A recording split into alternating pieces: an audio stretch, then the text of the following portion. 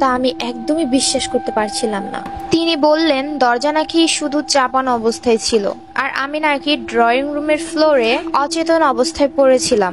খুব সম্ভবত দরজা লাগাতে গিয়ে পা পিছলে ফ্লোরে পড়ে অজ্ঞান হয়ে পড়ে যাই, আর আমার হাতে গ্লাস ছিল, হয়তো সেটা ফ্লোরে পড়ে ভেঙে কাচের টুকরোগুলো ছড়িয়েছিল।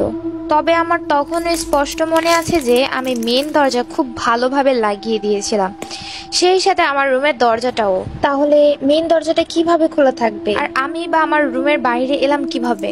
এসব ভাবতে ভাবতে আব্বু হুজুরকে নিয়ে এলেন। আমি তখন সবাইকে সম্পূর্ণ ঘটনা খুলে বললাম।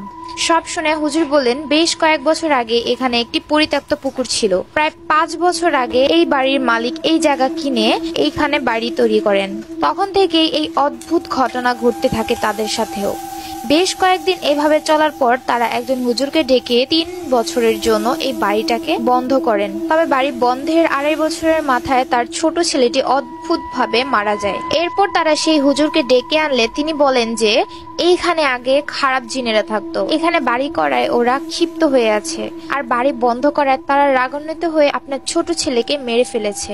তখন তারা এই বাড়ি ছেড়ে চলে যায় এবং বাড়ি বিক্রির চেষ্টা করে, তবে বিক্রি করতে পারেনি। তাছাড়া আপনারাও এই ঘটনার কিছুদিন পরে বাসায় চলে এসেছিলেন। আল্লাহর রহমতে আপনার মেয়েটি বেঁচে গিয়েছে।